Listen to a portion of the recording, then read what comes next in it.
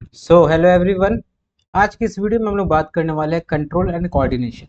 Class 10 का बहुत ही important chapter, और इस वीडियो के अंदर में कंप्लीट इस चैप्टर को हम लोग समझने वाले हैं। What is control and coordination, सबसे पहले हम लोग इस बात को समझेंगे। तो यहाँ पर लिखा हुआ है the process by which living organism detect changes in their environment and respond to them. मतलब वो प्रोसेस जिसके द्वारा लिविंग ऑर्गेनिज्म अपने चारों तरफ जो कुछ भी चेंजेस हो रहे हैं उसको आइडेंटिफाई करता है, और फिर उसके बाद में उसके अकॉर्डिंग चेंजेस लेके आता है। फॉर एग्जांपल, जैसे हम लोग बहुत ही ज़्यादा गर्मी में अगर रहते हैं तो हमारा बॉडी उसको सेंस करता है, और उसके बाद क्या करता है, पसीना आने लग जाता है हमको, ताकि हमारा बॉडी का टेम्परेचर जो है वो कम हो सके, और हम लोग एक इक्विलिब्रियम के स्टेट में रह सके, मतलब हमारा बॉडी का एक टेम्परेचर मेंटेन रह सके। वैसे ही जब हम लोग किसी गर्म चीज को टच करते हैं तो उस समय क्या होता है, जैसे ही हमारा हाथ गर्म चीज को टच करता है तो तुरंत हम अपने हाथ को हटा लेते हैं। हमारा हाथ क्या किया, पहले जो चेंज था उसको समझा और फिर उसके अकॉर्डिंग रिस्पॉन्ड किया। और ये सिर्फ ना कि एनिमल्स में ही सिर्फ होता है, बल्कि प्लांट्स भी इस तरीके से करता है। फॉर एग्जाम्पल, जैसे सनफ्लावर को हम लोग देखते हैं, तो सनफ्लावर जो होता है वो क्या करता है, सन के अकॉर्डिंग अपना डायरेक्शन चेंज करता है डे टाइम में।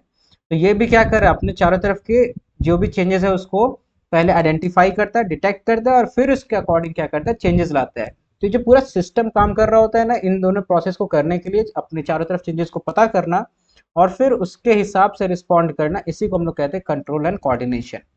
ठीक है, तो सबसे पहले हम लोग बात करेंगे control and coordination in animals, मतलब जानवरों के अंदर में, इंसानों के अंदर में किस हिसाब से कंट्रोल एंड कोऑर्डिनेशन होता है। तो मेनली ह्यूमंस के अंदर में दो मेन सिस्टम्स होते हैं कंट्रोल एंड कोऑर्डिनेशन के लिए। पहला होता है नर्वस सिस्टम। ठीक है, नर्वस सिस्टम बना होता है न्यूरॉन्स, इस एक खास प्रकार का सेल से बना होता है जिसको हम लोग न्यूरॉन्स कहते हैं। और दूसरा होता है इंडोक्राइन सिस्टम। आज के इस वीडियो में हम लोग इन दोनों को बहुत ही डिटेल में देखेंगे, और साथ ही में समझेंगे हम लोग प्लांट के पास कौन सा सिस्टम होता है कंट्रोल एंड कोऑर्डिनेशन के लिए। सबसे पहले देखेंगे हम लोग नर्वस सिस्टम के बारे में। नर्वस सिस्टम क्या है? तो नर्वस सिस्टम जो होता है वो उस प्रकार का सिस्टम है हमारे बॉडी में जो कि नर्व सेल से बना होता है। नर्व सेल्स जिसको कि न्यूरॉन्स कहते हैं। अभी अगले स्लाइड्स के अंदर में हम लोग न्यूरॉन्स को बहुत ही डिटेल में समझने वाले हैं, उसके अंदर क्या क्या पार्ट्स होता है और वो कैसे वर्क करता है। ये क्या करता है कि जो भी इंफॉर्मेशन होता है उसको इलेक्ट्रिकल इम्पल्स के तौर पे एक जगह से दूसरी जगह ट्रांसफर करता है। मतलब बहुत ही मिनिमम करंट के तौर पे क्या करता है ना, कि वो इंफॉर्मेशन को सेंड करता है। जैसे मान लेते हैं हम किसी गर्म चीज को टच किए, तो उस कंडीशन में हमारा हाथ जो है उसको डिटेक्ट करता है, तो जो भी वहां पे सेंसेशन हुआ ना, वो इलेक्ट्रिकल इम्पल्स में कन्वर्ट होता है, और वो कौन करता है, नर्व सेल्स, और फिर उसको आगे ट्रांसफर किया जाता है। तो सबसे पहले हम लोग देखेंगे यहाँ पर रिसेप्टर्स क्या होता है। रिसेप्टर्स हो गया वो खास प्रकार का टिप, किसका टिप, नर्व सेल्स का टिप। अभी हम लोग नर्व सेल्स के बारे में बात करेंगे।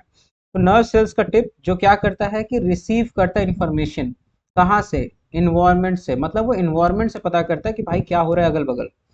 ठीक है, अब कौन कौन सा मेन रिसेप्टर्स है, तो जैसे कि हम लोग देखेंगे हमारे आंखों में एक खास प्रकार का रिसेप्टर होता है जिसको बोलते हैं फोटो रिसेप्टर्स।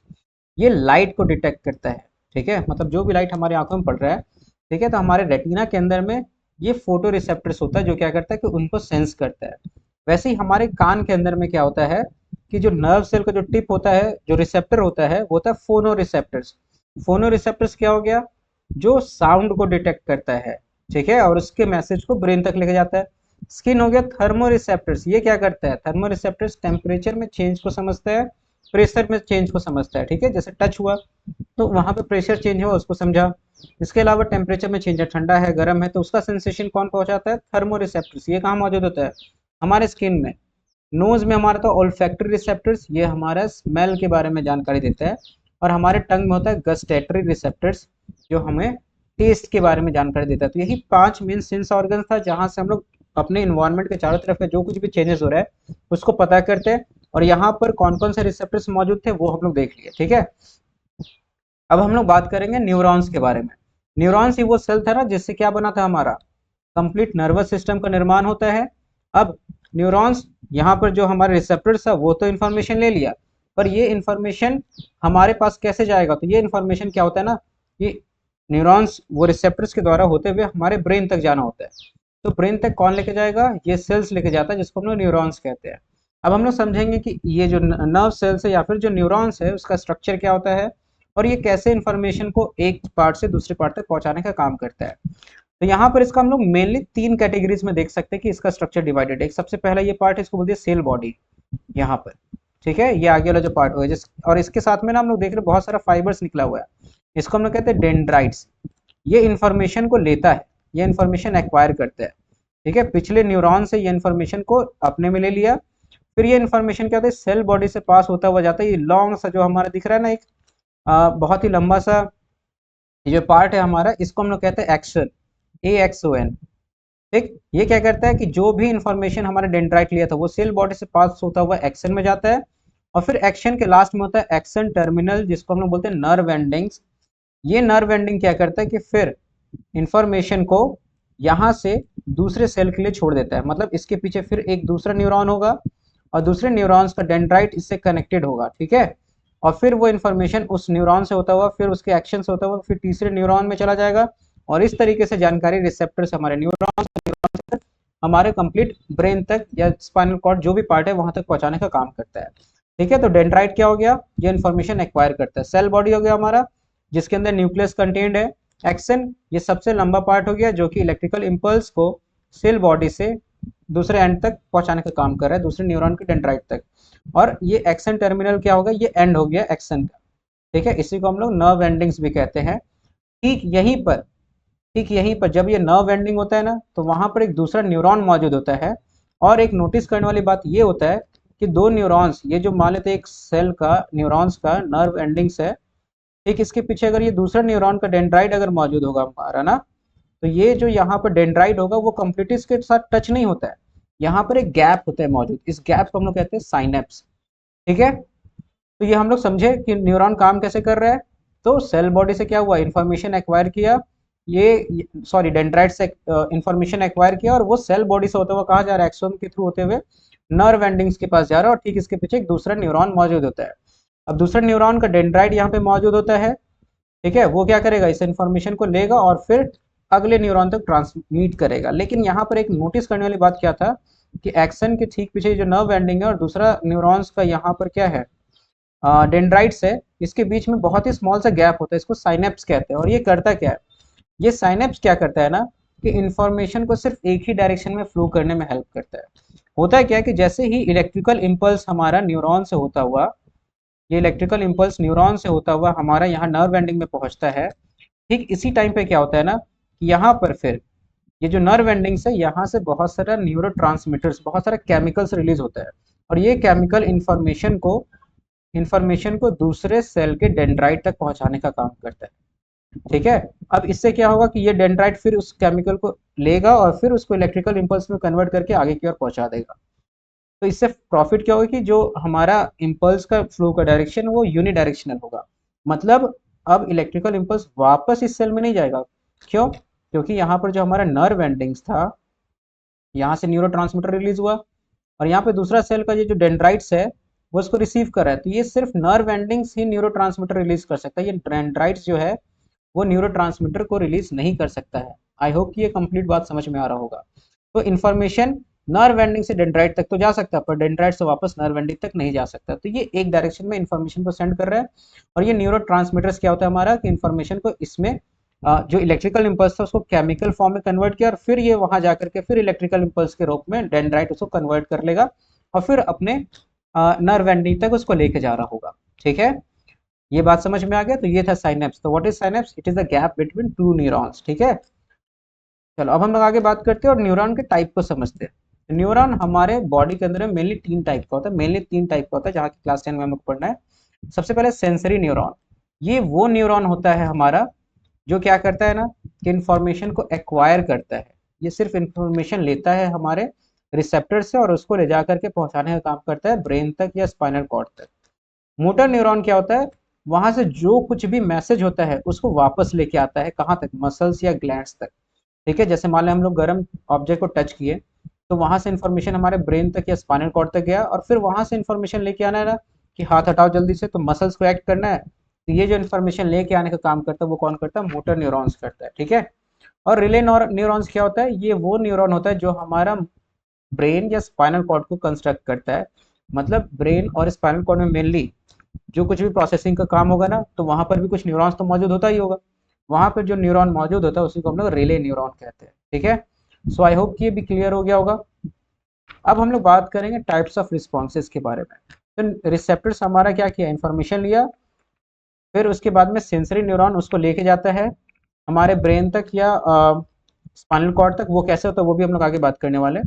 फिर वहां से जो भी इंफॉर्मेशन आता है मोटर न्यूरॉन्स लेके आता है, और वो जो लेके आता है इन्फॉर्मेशन उसके अकॉर्डिंग हम लोग रिस्पॉन्स तय करते, मतलब कि वो जो ब्रेन या स्पाइनल कॉर्ड है वो रिस्पॉन्स हमारा डिसाइड करता है, और उस रिस्पॉन्स को इन्फॉर्मेशन कौन लेके आता है, मोटर न्यूरॉन्स। तो हमारे बॉडी के अंदर मेनली 3 प्रकार का रिस्पॉन्सेज होता है। एक होता है वॉलेंटरी रिस्पॉन्स। यहाँ पर वॉलेंटरी मतलब हो गया ऐच्छिक, मतलब हम लोग अपनी इच्छा से रिस्पॉन्स दे रहे हैं, जैसे बात कर रहे हैं, चल फिर रहे हैं, ये हो गया हमारा वॉलेंटरी रिस्पॉन्स। दूसरा होता है इनवॉलेंटरी रिस्पॉन्स, मतलब वैसा रिस्पॉन्स हमारे नर्वस सिस्टम के द्वारा जो कि हमारे कंट्रोल में नहीं है, ये ऑटोमेटिकली चल रहा है। फॉर एग्जाम्पल जैसे हमारे हार्ट का बीट करना, फॉर एग्जाम्पल हमारा डाइजेशन होना, फॉर एग्जाम्पल हमारे आँख का ब्लिंक करना, ये सब कुछ जो हो रहा है वो सब कुछ कौन सा एक्शन है, इनवॉलेंटरी रिस्पॉन्स या इनवॉलेंटरी एक्शन है। और एक थर्ड काइंड ऑफ रिस्पॉन्स होता है, इसको बोलते हैं रिफ्लेक्स। रिफ्लेक्स मतलब होता है क्या कि बस इंस्टेंट, जैसे अचानक से कुछ गर्म चीज छुए तो वहां पर इंस्टेंट रिस्पॉन्स होता है, हम लोग को सोचने का टाइम नहीं मिलता उस टाइम पे। तो ये जो रिस्पॉन्स है उसको बोलते हैं रिफ्लेक्स रिस्पॉन्स, और ये रिस्पॉन्स ना स्पाइनल कॉर्ड के द्वारा किया जाता है। जैसे बाकी वॉलेंट्री और इनवॉलेंट्री किसके द्वारा किया जा रहा है, ब्रेन के द्वारा, बट यहाँ पर ये जो रिफ्लेक्स रिस्पॉन्स होता है, रिफ्लेक्स एक्शन होता है, ये स्पाइनल कॉर्ड जो हमारा होता है वो कंट्रोल करता है। तो अब हम लोग नेक्स्ट टॉपिक में इसी को समझने वाले रिफ्लेक्स एक्शन के बारे में, ठीक है। तो रिफ्लेक्स एक्शन या रिफ्लेक्स रिस्पॉन्स क्या है, तो it is a sudden response of the body to stimulus. Stimulus क्या होता है, तो जो भी हमारे चारों तरफ इन्वायरमेंट में चेंज होता है ना, जिसको लेकर हम लोग रिस्पॉन्ड कर रहे हैं, जैसे मान लेते हैं गर्मी, हम लोग गर्म चीज को ऑब्जेक्ट को टच किया, ये जो गर्म ऑब्जेक्ट है ना वो हमारे लिए स्टिमुलस हो गया या स्टिमुलाई हो गया, ठीक है। तो उसको ले करके जो हम रिस्पॉन्स देते हैं तुरंत, एकदम इंस्टेंट सडन, उसी को हम लोग रिफ्लेक्स एक्शन कहते हैं। अब रिफ्लेक्स एक्शन के दौरान क्या होता है ना, हमारा जो रास्ता अपनाया जाता है हमारे बॉडी में, ठीक है, उसको हम लोग बोलते हैं रिफ्लेक्स आर्क। इस दौरान क्या होता है कि यहाँ पर सबसे पहले यहाँ पर हमारा हाथ है, देख रहे हैं हम लोग यहाँ पे, यहाँ पर क्या होगा ना कि सबसे पहले रिसेप्टर्स होगा, वो सेंस करेगा अच्छा गर्म है ऑब्जेक्ट, फिर यहाँ से सेंसरी न्यूरॉन्स उस इंफॉर्मेशन को लेके जाता है हमारा कहाँ तक, ये लेके जाता है हमारा स्पाइनल कॉर्ड तक। अब जो स्पाइनल कॉर्ड होता है यहाँ से फिर इस इंफॉर्मेशन को जाना होता है हमारे ब्रेन तक, ठीक है।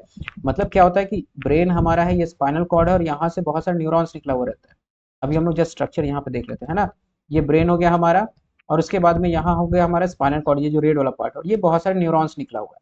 तो जो भी एक्शन यहाँ पर था रिस्पॉन्स, तो वो क्या हुआ, सबसे पहले हम लोग सेंस किया, सेंसरी न्यूरॉन यहाँ लेके आया स्पाइनल कॉर्ड तक। उसके बाद क्या होता है ना, यहाँ पर इस इंफॉर्मेशन को ब्रेन तक जाना होगा, लेकिन चूंकि ये एक्शन यहाँ पर क्या हो रहा है, बहुत ही इंस्टेंट हमको चाहिए एक्शन, नहीं तो नुकसान हो जाएगा, नहीं तो हम लोग का बॉडी जो है वो डैमेज हो जाएगा। तो इस कंडीशन में क्या होता है कि इन्फॉर्मेशन ब्रेन तक नहीं जाता है, स्पाइनल कॉर्ड यहाँ पे डिसाइड करता है कि क्या करना है। स्पाइनल कॉर्ड तुरंत तुरंत बोलता है कि भाई तुरंत हाथ हटाओ, ठीक है। तो यहाँ से क्या होता है, ये तुरंत वहां से रिस्पॉन्स सेंड करता है मोटर न्यूरॉन्स के द्वारा, और फिर हमारे मसल्स पे ये रिस्पॉन्स जाता है। यहाँ पर ये हमारा स्पाइनल कॉर्ड हो गया, ये तुरंत क्या हुआ, हमारा रिले न्यूरॉन ले वहां से सेंसरी न्यूरॉन लेके आया, रिले न्यूरॉन उसको प्रोसेस किया, और उसके बाद में क्या होगा ना कि तुरंत वहां से एक्शन, मतलब कि वहां से रिस्पॉन्स आएगी, भाई हाथ हटाओ जल्दी से। तो ये जो हमारा मोटर न्यूरॉन है उस इन्फॉर्मेशन को लेके जाएगा हमारे मसल्स तक, और जैसे ही हमारे मसल्स पे वो इन्फॉर्मेशन आएगा, इलेक्ट्रिकल इम्पल्स आएगा, तो हमारा मसल सेल्स के अंदर ना एक खास प्रकार का प्रोटीन होता है, इसको हम लोग बोलते हैं कॉन्ट्रैक्टाइल प्रोटीन। Contractile protein. अब ये क्या होता है ना कि ये कॉन्ट्रैक्टाइल प्रोटीन में जैसे इलेक्ट्रिकल इम्पल्स आता है ये कॉन्ट्रैक्ट कर जाता है, और इसके कॉन्ट्रैक्ट करने के कारण क्या होता है कि हमारा मसल्स भी कॉन्ट्रैक्ट कर जाएगा, और इसके कॉन्ट्रैक्ट करने के कारण हमारा हाथ जो है वो तुरंत वहां से हट जाएगा, ठीक है। तो यहाँ पर हम लोग क्या देख रहे हैं कि इस रिस्पॉन्स के दौरान पूरे प्रोसेस में ब्रेन इन्वॉल्व था ही नहीं। मतलब क्या हुआ कि हमारा, हम लोग सबसे पहले इसको सेंस किए, सेंसरी न्यूरॉन स्पाइनल कॉर्ड तक ले गया। अब हमारे पास इतना समय नहीं है कि उसको ब्रेन तक लेके जाए, फिर वहां सोचे अरे भाई हाथ हटाना है या नहीं हटाना है, इंस्टेंट हमको एक्शन चाहिए। तो क्या करेगा, स्पाइनल कॉर्ड तुरंत उसको आदेश देगा मोटर न्यूरॉन्स के द्वारा कि भाई जाओ और वहां तक मैसेज लेके जाओ मसल्स के पास में, और बोलो कि हाथ हटाना है तुरंत, है ना। तो वो तुरंत मोटर न्यूरॉन्स हमारे मसल्स के पास जाएगा, इलेक्ट्रिकल इम्पल्स रिलीज करेगा, उसके कारण मसल्स का जो सेल्स है वो सब कॉन्ट्रैक्ट करेगा, और हमारा हाथ वहां से रिमूव हो जाएगा। इसके बाद इन सारे प्रोसेस का जो भी इंफॉर्मेशन था वो ब्रेन तक पहुंचा जाएगा, और ब्रेन फिर सोचेगा बैठकर हाँ यार बच गए, है ना, नहीं तो आज कितना ही नुकसान हो जाता है। तो ये सब कुछ जो है इस तरीके से कंप्लीट होता है। तो इस दौरान रिफ्लेक्स एक्शन के दौरान जो कंप्लीट पाथ ट्रेवल किया गया ना इन्फॉर्मेशन का, इम्पल्स का, इलेक्ट्रिकल इम्पल्स का, उसी को रिफ्लेक्स आर्क कहते हैं हम लोग, ठीक है। The pathway through which nerve impulses pass through during reflex action is called reflex arc. मतलब रिफ्लेक्स एक्शन के दौरान जो इलेक्ट्रिकल इम्पल्स था उसको जो रास्ता ट्रेवल करना पड़ गया ना कंप्लीट, इसी को हमने क्या बोल दिया, रिफ्लेक्स आर्क कह दिया। ठीक है, ये क्लियर हो गया रिफ्लेक्स एक्शन क्या कहता है। तो reflex action is a sudden action जो कि हम लोग इंस्टेंट कोई चेंजेस आ रहा है तो उसके लिए करते हैं। ये कौन कंट्रोल करता है, तो हमारे स्पाइनल कॉर्ड कंट्रोल करता है। और इस दौरान जो रास्ता ट्रेवल किया जाता है इलेक्ट्रिकल इम्पल्स के द्वारा, this path is known as reflex arc. यहाँ पे क्लियर हो गया होगा। अब हम लोग आगे बढ़ते हैं और बात करेंगे कंप्लीट ह्यूमन नर्वस सिस्टम के बारे में। ठीक है, ये तो क्लियर हो गया सडन। लेकिन हमारा जो नर्वस सिस्टम था उसके अंदर में देखेंगे हम लोग कि कौन कौन सा पार्ट है और किस तरीके से और भी क्या क्या फंक्शंस हो रहा है। तो इंसान का जो नर्वस सिस्टम होता है उसके अंदर मेनली दो पार्ट्स में हम लोग डिवाइड करते हैं। फिलहाल के लिए इसको हम लोग दो पार्ट में डिवाइड करेंगे। एक हो गया सीएनएस, सेंट्रल नर्वस सिस्टम। ये हो गया मेन पार्ट जो सब कुछ कंट्रोल कर रहा है। ठीक है, सब कुछ मतलब जो भी प्रोसेसिंग होने वाला है ना वो सब कुछ इसी के द्वारा होने वाला है, लाइक सीपीयू। और दूसरा हो गया पीएनएस, पेरिफेरल नर्वस सिस्टम। ये सिर्फ इंफॉर्मेशन लेके आएगा लेके जाएगा, लेके आएगा लेके जाएगा। ठीक है, कहाँ पर लेके आएगा, कहाँ लेके जाएगा, सेंट्रल नर्वस सिस्टम तक लेके आएगा और फिर वहां से जो भी रिस्पॉन्स होगा उसको उस जगह तक लेके जाएगा जहाँ पर रिस्पॉन्स दिखाना है हमको। ठीक है, तो हमारा जो सेंट्रल नर्वस सिस्टम होता है वो कंसिस्ट होता है ब्रेन से और स्पाइनल कॉर्ड से। ठीक है, यही दो हमारा वो पार्ट है जो सब कुछ कंट्रोल कर रहा होगा, ब्रेन एंड स्पाइनल कॉर्ड। जबकि पेरिफेरल नर्वस सिस्टम क्या होगा, ये कंसिस्ट होगा क्रेनियल नर्व्स और स्पाइनल नर्व्स। ठीक है, अब ये क्रेनियल नर्व और स्पाइनल नर्व्स क्या होता है समझते हैं हम लोग। तो हमारे ब्रेन से भी कुछ न्यूरॉन, कुछ नर्व सेल्स, कुछ न्यूरॉन्स निकलता है। ये जो नर्व्स हमारे ब्रेन से निकलता है उसको हम बोलते हैं क्रेनियल नर्व्स। और वैसा नर्व जो कि हमारे स्पाइनल कॉर्ड से निकल रहा है, जैसे कि हम यहाँ देख रहे हैं ना सारा नर्व्स स्पाइनल कॉर्ड से निकल रहा है, तो ये सब हमारा स्पाइनल नर्व्स हो गया।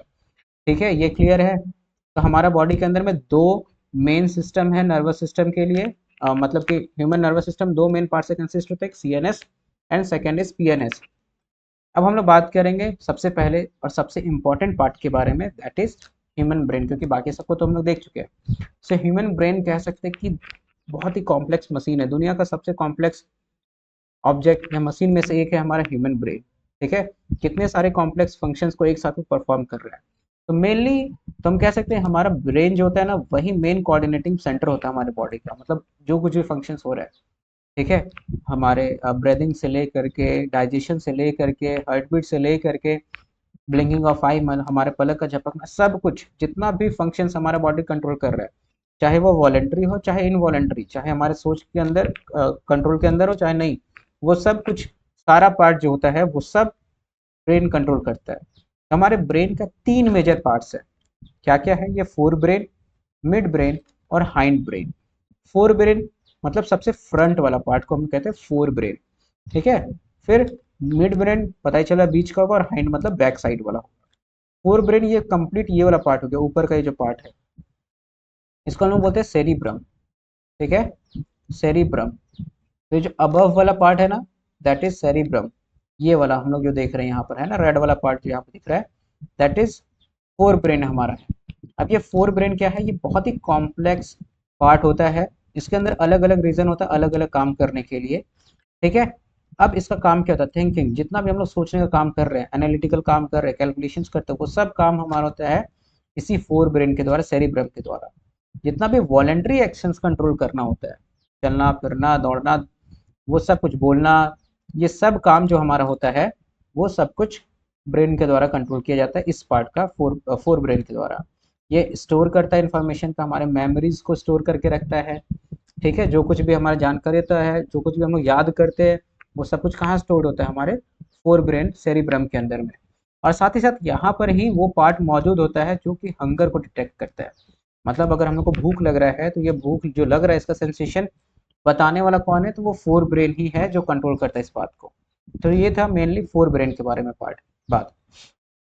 अब हम लोग इसके बाद देखेंगे मिड ब्रेन के बारे में बात करेंगे। तो मिड ब्रेन हमारा हो गया जो बीच का पार्ट हो गया यहाँ पे। ठीक है, तो ये क्या करता है, ये इनवॉलेंट्री एक्शंस कंट्रोल करता है, जैसे कि चेंज इन प्यूपिल साइज। हम लोग को पता है ना कि हमारे आंखों के जो प्यूपिल होता है, ये जो हमारे आंखों के बीच में जो पार्ट होता है प्यूपिल, इसका साइज चेंज होता है। जब हम लोग बहुत ब्राइट लाइट में जाते हैं तो उस कंडीशन में इसका साइज छोटा हो जाता है ताकि कम लाइट एंटर करे और हमारे रेटिना को डैमेज ना हो। जब बहुत ही अंधेरे में जाते हैं तो फिर इसका साइज बड़ा हो जाता है। तो इसके कंट्रोल करने का काम कौन कर रहा है, इसको मिड ब्रेन करता है। इसके अलावा हमारा हेड का मूवमेंट, ठीक है, जो हेड का रिफ्लेक्स मूवमेंट होता है, अचानक से सर घुमाते हैं हम लोग, नेक या ट्रंक जो हो गया, इसका मूवमेंट भी कंट्रोल मिड ब्रेन करता है। वहीं पे हाइंड ब्रेन क्या होता है, हमारा जो बैक साइड का पार्ट होता है। यहाँ पर तीन पार्ट्स, सेरिबेलम, मेडुला और पोन्स। सेरिबेलम, मेडुला और पोन्स। यहाँ पर अगर हम ध्यान से देखें फिगर को, एक सेकेंड, तो हम लोग देख पा रहे होंगे यहाँ पर थोड़ा सा, यहाँ पर हो गया ये पोन्स वाला पार्ट, ये हो गया बैक साइड में मेडुला, ये वाला पार्ट नीचे वाला, और ये पीछे जो हो गया ये हो गया सेरिबेलम। ऊपर था सेरिब्रम, ये हो गया सेरिबेलम। ये तीनों मिलके हमारा हाइंड ब्रेन का काम मतलब मिलके कंसिस्ट करता है। अब सेरिबेलम क्या करता है, ये बॉडी के पोस्चर को मेंटेन करता है, ठीक है, मतलब हमारे बॉडी का पोस्चर कैसा है उसको मेंटेन करता है। फिर प्रिसीजन ऑफ वॉलेंट्री एक्शंस, मतलब जैसे मान लो सुई में धागा डालना है तो वहां पर हमारा जो वॉलेंट्री एक्शंस वो कितना बेहतर तरीके से हो रहा है, इसको भी कंट्रोल करने वाला कौन है, हमारा सेरिबेलम। फिर मेडुला, ये ब्लड प्रेशर कंट्रोल करता है, सैलिवेशन, लार जब मुंह से निकलता है उसको कंट्रोल करता है, वोमिटिंग कंट्रोल करता है, ठीक है। जबकि पोन्स जो है हमारा, ये जो पार्ट है हमारा पोन्स, दिख रहा होगा ये वाला पार्ट, ये क्या करता है, रेस्पिरेशन को कंट्रोल करता है। तब हमारा रेट ऑफ रेस्पिरेशन फास्ट होगा, तो हम लोग स्लो ब्रेथ करेंगे, इसको कंट्रोल कौन करता है, पोन्स करता है। सो ये था ब्रेन के डिफरेंट पार्ट्स का डिफरेंट फंक्शंस। अब हम लोग बात करेंगे कि ब्रेन और स्पाइनल कॉर्ड प्रोटेक्टेड कैसे होता है। बहुत ही डेलिकेट ऑर्गन है, ठीक है, अगर थोड़ा सा भी डैमेज होगा तो समझ लो कि मतलब कि ब्रेन ही सब कुछ कंट्रोल कर रहा है।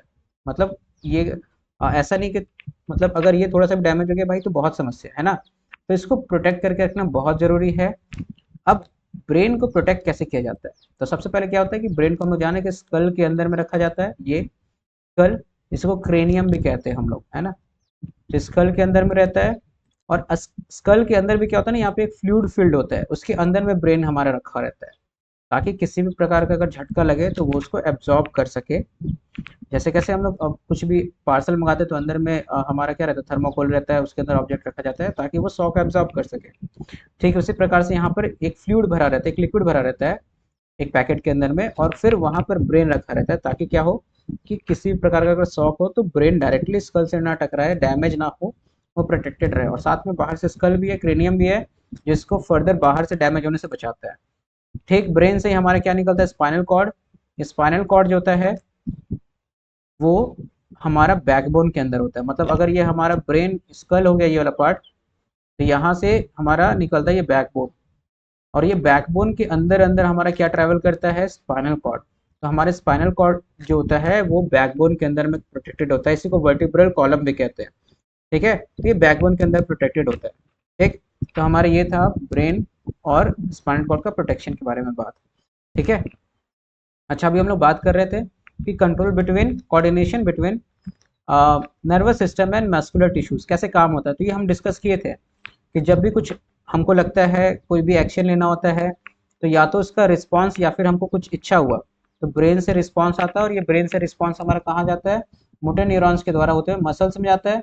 और ये भी बात कहते हैं कि मसल्स के अंदर में क्या होता है, जैसे इलेक्ट्रिकल इम्पल्स आता है तो मसल्स के अंदर एक खास प्रोटीन था जिसको कॉन्ट्रेक्टाइल प्रोटीन कह रहे थे, ये कॉन्ट्रैक्ट कर जाता है और इस कारण वो कॉन्ट्रैक्ट करने के बाद में हमारा मूवमेंट होना स्टार्ट हो जाता है। सो इस प्रकार से ये दोनों मिलकर आपस में काम करते हैं। तो ये था हमारा नर्वस सिस्टम, जो हम लोग को बहुत ही सारे प्रॉब्लम से, हम लोग को अपने इन्वायरमेंट से जहाँ कहीं भी दिक्कत है तो उसे बचाने का काम कर रहा था, हमारे बॉडी को प्रोटेक्ट करने का काम कर रहा था। बट इसका भी कुछ लिमिटेशंस है। क्या लिमिटेशंस है, यहाँ पर इलेक्ट्रिकल इम्पल्स सिर्फ उन्हीं सेल्स तक पहुँच सकता है जो कि न्यूरॉन्स के साथ कनेक्टेड है, बाकी सारे सेल्स, बाकी सारे टिश्यूज तक इंफॉर्मेशन नहीं पहुंच सकता है। ठीक, इसके अलावा क्या होता है ना, हम अभी जस्ट बात किए थे ना कि न्यूरोट्रांसमीटर्स के द्वारा इंफॉर्मेशन जो होता है वो नर्व एंडिंग से कहाँ जाता है, दूसरे सेल के डेंड्राइट तक जाता है। अब यहाँ पर क्या होता है ना कि अगर हमको नेक्स्ट इन्फॉर्मेशन भेजना है तो यहाँ पर जो न्यूरोट्रांसमीटर है बीच में, उसको वापस वहां से गायब होना होगा, उसको रीसेट होना होगा। ये जो बीच का न्यूरोट्रांसमीटर होता है इसको यहाँ से हटना होता है, ठीक है, तो उसको किसी भी तरीके से हटना होता है तो उसको वापस से सेम पोजीशन में लाने में टाइम लगता है, इसको रीसेट होने में टाइम लगता है। तो अगर हमको कॉन्टिन्यूस इन्फॉर्मेशन भेजना है तो भी ये काम नहीं कर पाएगा, ठीक है। ये सिस्टम क्या होगा, एक बार काम हुआ फिर रीसेट होगा फिर काम करेगा। तो अगर हमको कॉन्टिन्यूस इन्फॉर्मेशन प्रोवाइड कराना है तो उस कंडीशन में हमको एक सेकेंड काइंड ऑफ सिस्टम भी चाहिए, और वहां पर वो जो सिस्टम होता है वो होता है एंडोक्राइन ग्लैंड से बना हुआ सिस्टम, ठीक है। वहां से कुछ केमिकल्स रिलीज होता है और इसको बोलते हैं अपना केमिकल कम्युनिकेशन। ये जो केमिकल कम्युनिकेशन होता है यहाँ पर हम लोग क्या करते हैं ना कि न्यूरॉन्स के बजाय केमिकल्स की मदद से जो कुछ भी हमारे चारों तरफ आ रहा है उसको लेकर रिस्पॉन्स शो करते हैं। अब इसके बारे में हम लोग बात करेंगे क्या होता है। तो ये कैसे फायदेमंद होता है, ये हमको क्या करता है ना, इसमें रिसेट होने का काम नहीं है, ठीक है। मतलब इसमें ऐसा नहीं कि न्यूरॉन्स को वापस रिसेट होने का पहले जैसा फिर जाकर इन्फॉर्मेशन सेंड होगा। इसके अलावा ये बॉडी के हर एक सेल तक पहुंचाया जा सकता है, इसको ब्लड में डाल दिया जाएगा, ठीक है, इन हार्मोन्स को, इन केमिकल्स को, और ये केमिकल्स हमारे हर एक सेल तक पहुंच जाएगा, ठीक। इसको लगातार किया जा सकता है, ठीक है, लंबे समय तक किया जा सकता है, बिना ब्रेक के किया जा सकता है, ठीक, और ये हर एक सेल तक पहुंचाया जा सकता है, लेकिन इसका भी एक लिमिटेशन है कि ये स्लो होता है थोड़ा। तो हम लोग बात करेंगे केमिकल कम्युनिकेशन के बारे में। और केमिकल कम्युनिकेशन के बारे में जब बात करेंगे तो उससे पहले हम देख लेंगे कोऑर्डिनेशन इन प्लांट्स के बारे में, क्योंकि प्लांट्स के अंदर भी केमिकल कम्युनिकेशन ही हो रहा है। तो पहले एक सिंपल वाला देख लेंगे प्लांट कैसे करता है, और फिर हम लोग बात करेंगे ह्यूमंस के अंदर में केमिकल कम्युनिकेशन कैसे हो रहा है। तो प्लांट के अंदर में कोऑर्डिनेशन कैसे होता है, तो प्लांट जो होता है मेनली दो प्रकार का मूवमेंट शो करता है। एक इंडिपेंडेंट ऑफ ग्रोथ होता है, दूसरा डिपेंडेंट ऑफ ग्रोथ होता है। मतलब एक ऐसा मूवमेंट होता है जहां पर वो रिस्पॉन्स तो शो कर रहा है लेकिन ग्रोथ भी दिखा रहा है। फॉर एग्जाम्पल जैसे हम लोग यहाँ पर नीचे एक प्लांट को देख रहे हैं, ये प्लांट सन के डायरेक्शन में मूव कर रहा है, तो ये सन को लेकर रिस्पॉन्स शो कर रहा है, पर ये ग्रोथ भी कर रहा है उस डायरेक्शन में, अचानक से मुड़ नहीं जा रहा है, वो ग्रो ही कर रहा है उस डायरेक्शन में, तो ये हो गया डिपेंडेंट ऑफ ग्रोथ। लेकिन वहीं पे जबकि हम लोग छुई मुई प्लांट को टच करते हैं तो उस कंडीशन में क्या होता है, यहाँ कोई ग्रोथ नहीं होता है, ये सडन रिस्पॉन्स होता है, ये इंडिपेंडेंट ऑफ ग्रोथ होता है, ठीक है। तो ये दो प्रकार का मूवमेंट हम लोग प्लांट्स के अंदर में देखते हैं। वैसे इंडिपेंडेंट ऑफ जो ग्रोथ होता है इसको हम बोलते हैं नेस्टिक मूवमेंट, बट इसके बारे में हम लोग को बहुत ज़्यादा डिटेल में जानना नहीं है, मैकेनिज्म क्या होगा वो देख लेंगे हम लोग। और डिपेंडेंट ऑन ग्रोथ को हम लोग कहते हैं ट्रॉपिक मूवमेंट, इसके बारे में हम लोग देखने वाले हैं, ठीक है, अभी आगे नेक्स्ट स्लाइड्स के अंदर में। सो सबसे पहले बात करेंगे इंडिपेंडेंट ऑफ ग्रोथ के बारे में, मतलब जो हम लोग देखे थे ना अभी छुई मुई प्लांट, तो वो कैसे काम करता है। तो ये क्या होता है, इंडिपेंडेंट ऑफ ग्रोथ में प्लांट इमीडिएट रिस्पॉन्स शो करता है चेंजेस को लेकर, ठीक है, धीरे धीरे नहीं, जैसे प्लांट सन को डायरेक्शन में मूव करे तो ये बहुत ही स्लो होता है, यहाँ इमीडिएट होता है, ठीक है। यहाँ पे क्या करता है प्लांट जो भी इंफॉर्मेशन होता है उसको इलेक्ट्रिकल या केमिकल फॉर्म में सेल दूसरे सेल तक पहुंचाने का काम करता है। अब इसके पास कोई स्पेशलाइज न्यूरॉन जैसा सेल तो है नहीं प्लांट के पास में, तो नॉर्मल सेल से वो काम करता है। फिर यहाँ पर क्या होता है ना कि जो भी इंफॉर्मेशन गया उसके बाद में प्लांट जो होता है वहां पर, जैसे हम लोग के अंदर न्यूरॉन्स था, मसल्स था ना, इसके अंदर वैसा नहीं है।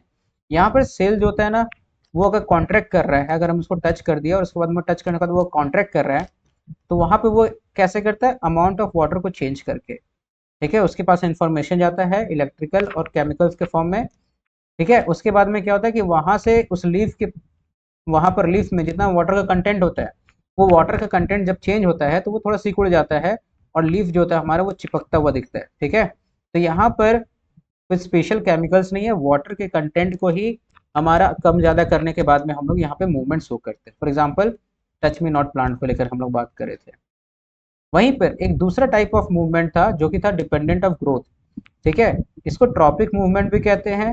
ये एक फिक्स डायरेक्शन में होता है, स्टिमुलस के डायरेक्शन में, है ना, या तो स्टिमुलस के डायरेक्शन में होगा या स्टिमुलस के ऑपोजिट डायरेक्शन में होगा, बट स्टिमुलस स्टिमुलस को ही लेके होगा, ठीक है। तो ये एक डायरेक्शनल मूवमेंट होता है, ग्रोथ मूवमेंट होता है, और इसको हम लोग ट्रॉपिक मूवमेंट कहते हैं। तो ये कितने कितने प्रकार का होता है, तो एक होता है हमारा, सबसे पहले हम देखेंगे फोटोट्रॉपिज्म के बारे में। तो फोटोट्रॉपिज्म नाम से ही लग रहा है, फोटो मतलब लाइट, लाइट को लेकर रिस्पॉन्स करना।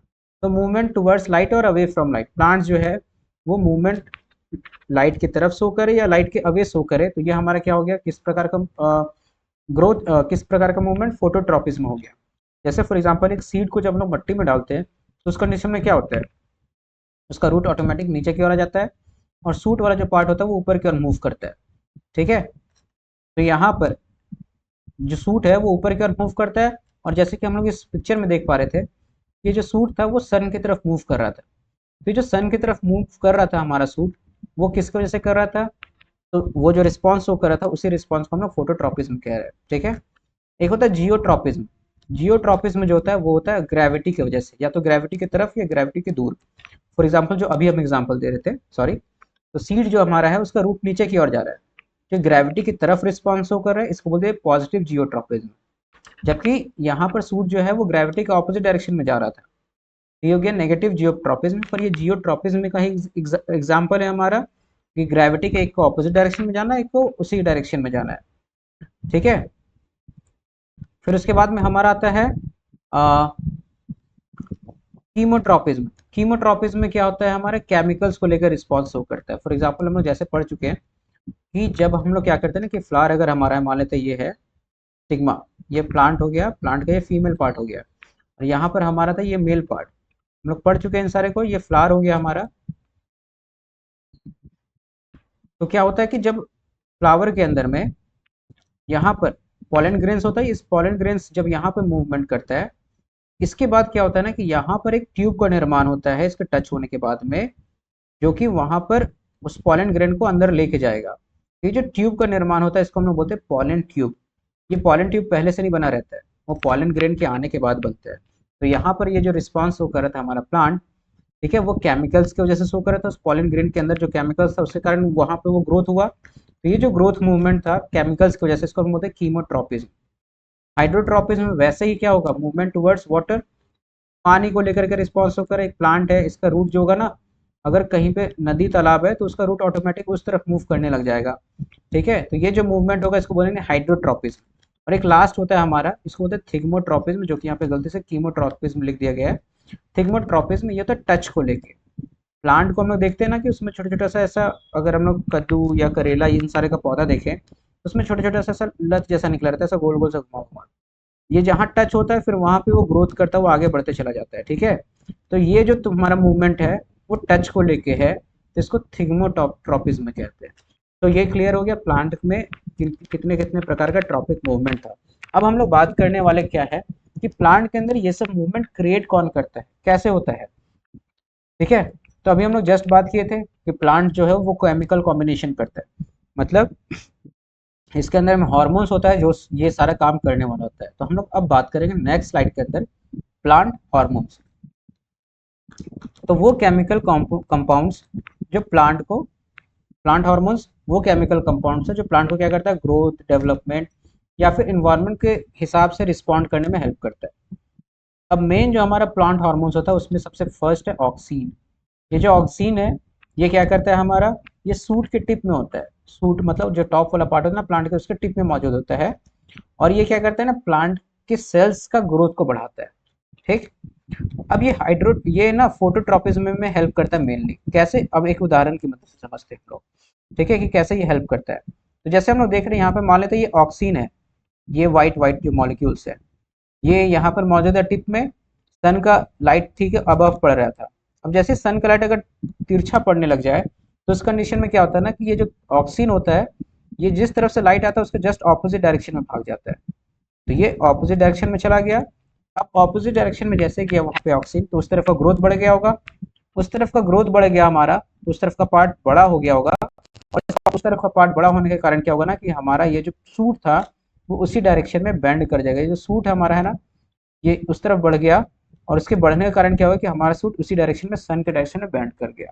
सो ये था हमारा कि किस हिसाब से काम करता है ये हार्मोन्स। ठीक है, तो ऑक्सीन कहाँ होता है, प्लांट के सूट में होता है। ये सेल के लेंथ को बढ़ाता है और ये फोटोट्रॉपिज्म में मदद करता है। किस प्रकार से, वो देखे कि ये टिप पे मौजूद था, जैसे ही सनलाइट पड़ा तो जिस तरफ लाइट नहीं है, पॉइंट को नोट करना कि जिस तरफ लाइट नहीं है वो उस तरफ मूव कर जाता है और उस तरफ के सेल का ग्रोथ बढ़ाता है। तो ऑटोमेटिक ये जो हमारा सूट होता है ये सन की तरफ बेंड हो जाता है, कुछ इस प्रकार से जैसा कि फिगर में दिखाया जा रहा है। ये क्लियर हो गया होगा।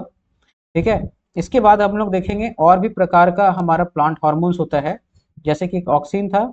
इसके अलावा लोग नेक्स्ट प्लांट हार्मोन्स के बारे में बात करेंगे, जैसे कि सबसे फर्स्ट हम लोग देखने वाले साइटोकिनिन्स के बारे में। तो साइटोकिनिन क्या करता है, ये साइटोकिनिन जो होता है हमारा, ये क्या करता है कि ये लीव्स या फ्रूट्स में मौजूद होता है। ये बहुत ही तेजी से सेल डिवीजन में हेल्प करता है। ठीक है, बहुत ही फास्ट ग्रो करने में हमारा हेल्प करता है साइटोकिनिन। सेल डिवाइड करता है, एक सेल से मल्टीपल सेल बनाने में मदद करता है। ये कहाँ मौजूद होता है, फ्रूट्स में या फिर हमारा फ्लावर्स के अंदर में मौजूद होता है। इसके बाद दूसरा जो हमारा होता है उसका नाम है गिब्रेलिन। ये क्या करता है हमारा, ये जो हार्मोन होता है हमारे अंदर प्लांट्स के अंदर में, ये क्या करता है कि अगर कोई सीड है तो सीड ना डोरमेंट स्टेट में रहता है, मतलब कि सीड से अगर रूट्स बनना है, सूट्स बनना है, तो उस कंडीशन में जब प्रॉपर कंडीशंस मिलता है तो इसका जो डोरमेंसी है ना, उसको वो खत्म करके वहां से नया प्लांट को ग्रो करने में हेल्प करता है।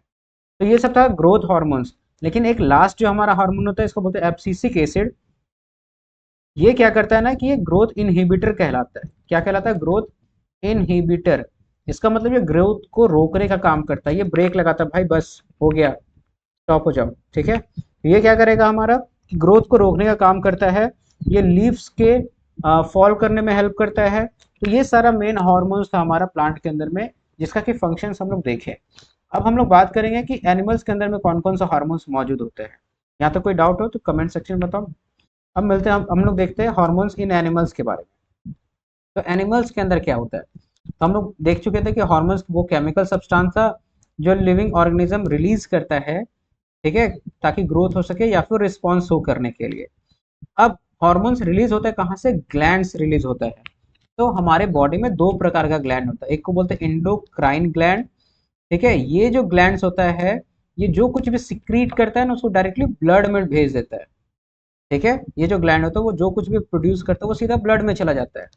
जबकि एक्सोक्राइन ग्लैंड जो होता है हमारा, ये क्या होता है ना कि ये स्पेशल ऑर्गन्स तक पहुंचाता है। फॉर एग्जांपल माउथ के अंदर में हमारा सलाइवा आता है, तो ये स्लेवरी ग्लैंड जो हो गया हमारा, वो क्या करता है कि एक खास डक्ट के द्वारा, एक खास पाइप के द्वारा सलाइवा को हमारे मुंह तक पहुंचाने का काम करती है। ये हो गया एक्सोक्राइन ग्लैंड, ठीक है। जबकि वहीं पे दूसरा जो ग्लैंड जिसके बारे में बात करें कुछ एग्जांपल्स में, तो वो सब ग्लैंड क्या करता है ना कि डायरेक्टली हमारा हार्मोन्स को ब्लड में डाल देता है। तो ऐसे ग्लैंड्स को हम लोग डक्टलेस ग्लैंड भी कहते हैं। सो इंडोक्राइन ग्लैंड्स हो गया डक्टलेस ग्लैंड, जबकि एक्सोक्राइन ग्लैंड हो गया जो कि डक्ट के द्वारा हमारे टारगेट ऑर्गन तक पहुंचाने का काम करता है हार्मोन्स को, तो वो हो गया डक्ट ग्लैंड, मतलब वैसा ग्लैंड जिसके पास डक्ट होता है, दे हैव डक्ट्स। तो एक्सोक्राइन ग्लैंड हो गया और इंडोक्राइन ग्लैंड क्या हो गया, ये समझ में आ गया। तो अभी हम लोग बात करने वाले इंडोक्राइन ग्लैंड्स के बारे में। वो सारे ग्लैंड्स हो गया जिसके पास डक्ट नहीं होता है, ये सब हार्मोन्स हमारे डायरेक्टली बॉडी में रिलीज करता है, और ये सब भी कंट्रोल एंड कोऑर्डिनेशन में हेल्प करता है हमारे बॉडी में। देखते हैं किस प्रकार से। सो हार्मोन्स इन एनिमल्स, तो देखते हैं हमारे एनिमल्स के अंदर में कौन कौन सा हार्मोन्स जो होता है वो मौजूद होते हैं। सबसे पहले जो हार्मोन है उसका नाम है थायरॉक्सिन। ये हार्मोन ना थायराइड सेक्रेट करता है, मतलब थायराइड नाम का जो हमारा ऑर्गन होता है ना, ग्लैंड होता है, वो सेक्रेट करता है। ये हमारे नेक में मौजूद होता है, गर्दन में मौजूद होता है, ठीक है।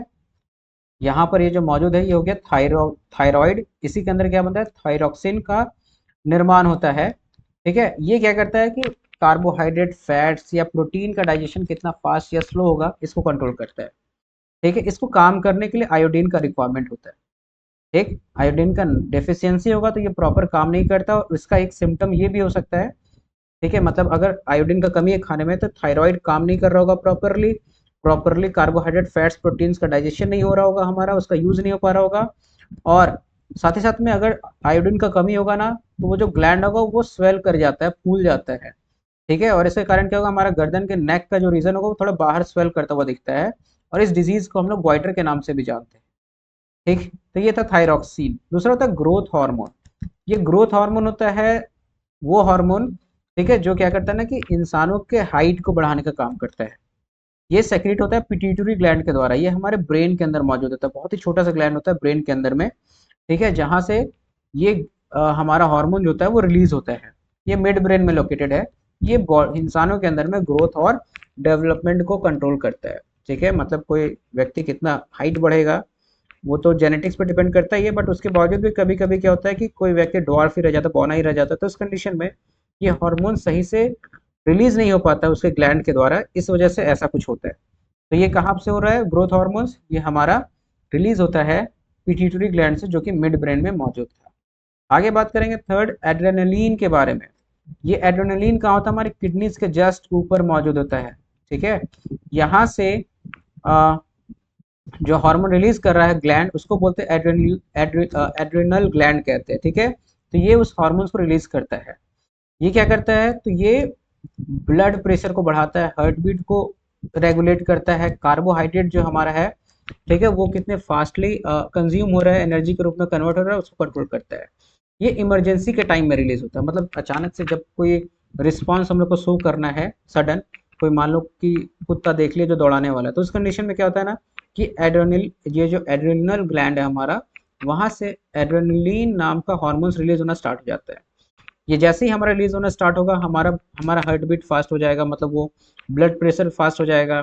इसके अलावा जो ब्लड है ना, वो हमारा मेन ऑर्गन्स तक ही सप्लाई जाएगा, मतलब हमारा डाइजेशन रुक जाएगा उस कंडीशन में, और ये सिर्फ ब्रेन और इंपॉर्टेंट ऑर्गन्स तक सप्लाई होना स्टार्ट हो जाएगा, क्योंकि हम लोग को प्रिपेयर करता है फाइट एंड फ्लाइट मोड के लिए, मतलब कि या तो लड़ो या तो भागो। ठीक है, तो ये इस प्रकार से काम करता है। तो यहाँ पर ये एड्रेनलिन ग्लैंड जो है वो रिलीज हो रहा है कॉन्स्टेंटली, उस मोमेंट पे होता है, और ये पूरे बॉडी के हर एक पार्ट को कंट्रोल कर रहा होता है, ताकि उस समय तक के लिए हम लोग सेफ हो सके।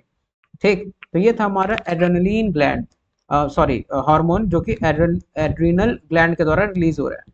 आगे है इंसुलिन। ये इंसुलिन कहाँ से आता है भाई? ये इंसुलिन आता है हमारे पैनक्रियाज से। ठीक है, ये जो पैनक्रियाज हमारा होता है, जिसके अंदर में हम लोग पैनक्रियाटिक जूस पढ़े थे ना, वो रिलीज करता है। तो वही पैनक्रियाज हमारा इंसुलिन भी रिलीज करता है ब्लड के अंदर में। ये इंसुलिन क्या करता है, ब्लड के अंदर में जो शुगर होता है उसको डाइजेस्ट करने में हेल्प करता है। अगर इसका ये प्रॉपर तरीके से काम ना करे, तो इंसुलिन अगर प्रॉपर रिलीज ना हो तो ब्लड का शुगर लेवल बढ़ जाता है, और इसी कारण हम लोग कहते हैं कि डायबिटीज हो जाता है। ठीक है, तो ये जो इंसुलिन होता है हमारा, ये कहाँ से रिलीज हो रहा है?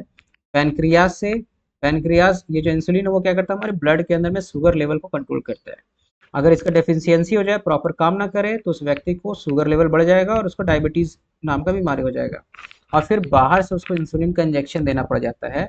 ठीक है, ताकि ब्लड जो है उसके अंदर में शुगर लेवल मेंटेन रह सके। ये था हमारा। इसके बाद अगला जो है वो है सेक्स हॉर्मोन्स। ठीक है, जो कि हमारे बॉडी के अंदर बहुत सारे चेंजेस लाता है प्यूबर्टी के टाइम में। तो मेल्स के अंदर में होता है टेस्टोस्टेरोन, जो कि हमारे टेस्टिस के द्वारा रिलीज किया जाता है। ठीक है, ये कहाँ लोकेटेड होता है? तो ये हमारे बॉडी के लोअर पार्ट में लोकेटेड होता है, ये यहाँ पर लोकेटेड है मेल्स के अंदर में। ठीक है, अब ये क्या करता है हमारा, तो जो कुछ भी चेंजेस होता है प्यूबर्टी के अंदर में, मतलब कि दाढ़ी मूंछ का आना, वॉइस में चेंज आना, और भी बॉडी में जो भी चेंजेस होता है, ये टेस्टोस्टेरोन नाम का हार्मोन करता है, जो कि हम मेल के टेस्टिस में मौजूद होता है, वहां से रिलीज होता है। जबकि एस्ट्रोजेन जो होता है वो फीमेल के अंदर होता है। ठीक है, ये ओवरी में रिलीज होता है, और ये क्या करता है, तो ये फीमेल के अंदर जो कुछ भी चेंजेस आता है, ठीक है, जो कुछ भी बॉडी के अंदर में चेंजेस आ रहा है फीमेल के अंदर में, वो सब कुछ चेंजेस जो होता है वो एस्ट्रोजन लेकर के आता है। ये बात क्लियर हो गया? तो ये था हमारा ह्यूमन हार्मोन, ह्यूमन के अंदर में जो भी हार्मोन्स रिलीज होता है। तो यहाँ तक हम लोग चैप्टर को लगभग पढ़ चुके हैं। ठीक है, बहुत ही शॉर्टली और बहुत ही इंपॉर्टेंट पॉइंट्स को एनसीईआरटी पे बेस्ड जो कुछ भी था वो कुछ देख चुके हैं। एक लास्ट पार्ट के बारे में बात करें, दैट इज फीडबैक मैकेनिज्म। ठीक है, अब हम बॉडी में हार्मोन्स रिलीज हो रहा है, तो बॉडी को ये भी पता चलना चाहिए कि कब हार्मोन्स कितना रिलीज करना है और कब रोक देना है। अगर ये मैकेनिज्म नहीं होगा तो भाई वो हार्मोन्स रिलीज करते चला जाएगा, या फिर उसको पता ही नहीं चलेगा कब रुकना है कब काम करना है। तो इसके लिए एक सिस्टम होता है, इसको बोलते हैं फीडबैक मैकेनिज्म। तो ये फीडबैक मैकेनिज्म कैसे काम करता है? ठीक है, ताकि कंट्रोल रह सके, तो क्या होगा कि जैसे मान लेते हैं कि हम लोग कुछ खाना खाएं, तो वो डाइजेस्ट होता है तो ब्लड में जाता है डायरेक्टली। तो ब्लड में जाने के बाद में क्या होता है कि उसका शुगर लेवल बढ़ जाता है। जैसे शुगर लेवल बढ़ेगा तो हमारा पैनक्रिया उस चीज को डिटेक्ट करेगा, पैनक्रिया का सेल जैसे डिटेक्ट करेगा वो तुरंत इंसुलिन बनाएगा और उसको रिलीज कर देगा ब्लड के अंदर में। अब अगर शुगर लेवल फॉल हो गया तो इसका इंफॉर्मेशन फिर पैनक्रियास के पास पहुंच जाएगा। ठीक है, और फिर क्या होगा, अगर पैनक्रियास के पास इंफॉर्मेशन पहुंचा कि भाई शुगर लेवल डिक्रीज हो चुका है, तो ये क्या करेगा, इंसुलिन को भेजना जो है वो बंद कर देगा। ठीक, और अगर शुगर लेवल नहीं हुआ डिक्रीज, तो उस कंडीशन में ये इंसुलिन का सिंथेसिस करते रह जाएगा, और जैसे ही फिर देखा अगर शुगर लेवल फॉल हो गया तो ये इन्फॉर्मेशन फिर जाएगा पैनक्रियास के पास, और फिर वो इंसुलिन भेजना बंद कर देगा। सो ये था एक मैकेनिज्म जो क्या करता है कि हार्मोन्स का कितना रिक्वायरमेंट है उसको चेक करता है, और साथ में उस हिसाब से बॉडी के अंदर हार्मोन्स रिलीज करता है, ताकि हमारे शरीर का प्रॉपर फंक्शनिंग हो सके। तो ये था chapter complete control and coordination. I hope कि समझ में आ गया होगा वन शॉट के अंदर में। अगर इसमें कोई डाउट है तो कमेंट सेक्शन बताएं, और अगर वीडियो अच्छा लगा तो इसको लाइक करें, चैनल को सब्सक्राइब करें। मिलते हैं नेक्स्ट वीडियो में, तब तक के लिए take care and good bye.